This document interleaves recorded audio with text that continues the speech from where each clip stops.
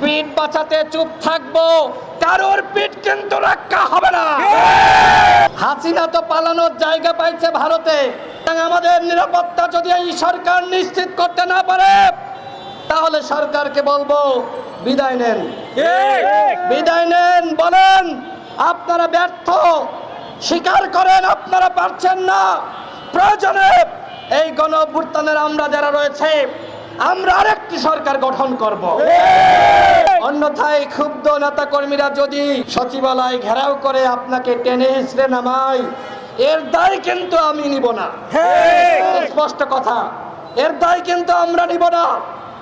আপনার দায়িত্ব ছিল যারা এই ঘটনার সাথে জড়িত, যারা নির্দেশ দিয়েছে, চিহ্নিত করে তাদের বিচার করা, তাদেরকে গ্রেফতার করা। এখনো পর্যন্ত সেনাবাহিনী এবং পুলিশের যারা এই ঘটনার সাথে জড়িত, এতদিন পার হয়ে গেল, একজন কেউ কেন গ্রেফতার করতে পারলেন না? আমাদের কি পালানোর জায়গা আছে? আমরা তো ইন্ডিয়ায় যেতে পারবো না, পাকিস্তানে যেতে পারবো না, মালদ্বীপে যেতে পারবো না, এই বাংলাদেশেই থাকতে হবে। সুতরাং সংগ্রামী সাথী বন্ধুগণ, আমরা আমাদের দলের পক্ষ থেকে বলেছিলাম, বিপ্লবের পরে, অভ্যুত্থানের পরে যারা গণঅভ্যুত্থানে অংশ নিয়েছে, সবার অংশীদারিত্বের জাতীয় সরকার, কিন্তু আমাদের কথা শোনা হয়নি। দেখেন, মনে করা হয়েছে আমরা রাজনীতিতে নতুন, বয়স কম, কিন্তু এই গণঅভ্যুত্থানে কারা ভূমিকা রেখেছে? এদেশের তরুণ যুবরা এই গণঅভ্যুত্থানে রাজপথে নেমে না আসলে গণঅভ্যুত্থান বাংলাদেশে হতো না। সুতরাং তরুণ বলে আর যুবা বলে ইগনোর করবেন না। যুগে যুগে প্রমাণিত হয়েছে, ইতিহাস তৈরি করেছে তরুণরা।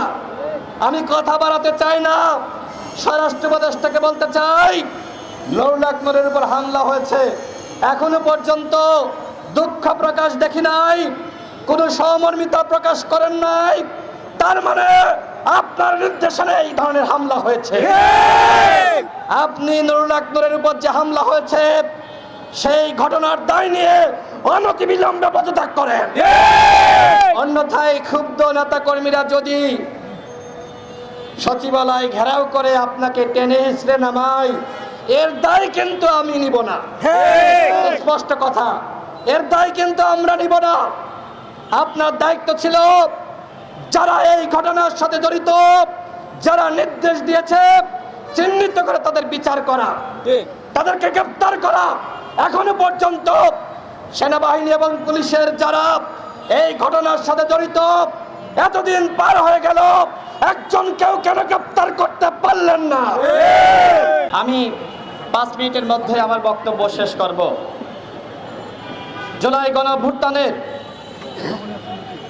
অন্যতম নেতা, যিনি এই গণঅভ্যুত্থানে আটক হয়েছিলেন, 10 দিন রিমান্ডের পরে যখন কোর্টে উঠানো হয়, তিনি বলেছিলেন এই সরকারের 90% পতন হয়ে গেছে, 10% ধাক্কা দাও।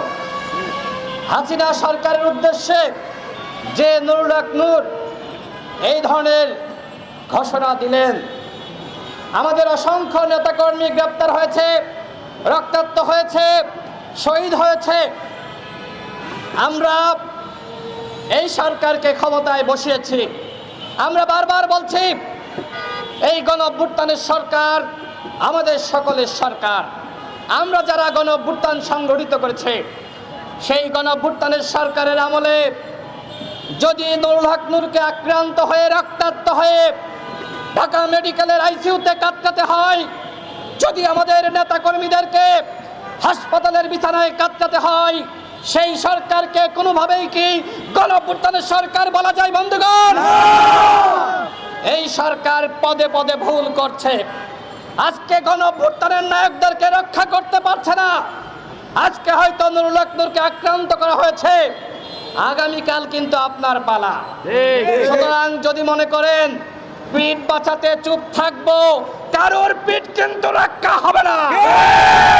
যদি 1/11 ফিরে আসে, যদি এই সরকার ব্যর্থ হয়, যদি আরেকটি ফখরুদ্দিন মঈনুদ্দিন সরকার গঠিত হয়, তাহলে কিন্তু আমরা সবাই অনিরাপদ। হাসিনা তো পালানোর জায়গা পাইছে ভারতে, আমাদের কি পালানোর জায়গা আছে? না।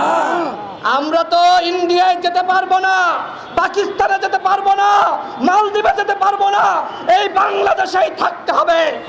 সুতরাং আমাদের নিরাপত্তা যদি এই সরকার নিশ্চিত করতে না পারে, তাহলে সরকারকে বলবো বিদায় নেন, বিদায় নেন। বলেন আপনারা ব্যর্থ, স্বীকার করেন আপনারা পারছেন না। প্রয়োজনে এই গণ-অভ্যুত্থানের আমরা যারা রয়েছে, আমরা আরেকটি সরকার গঠন করব।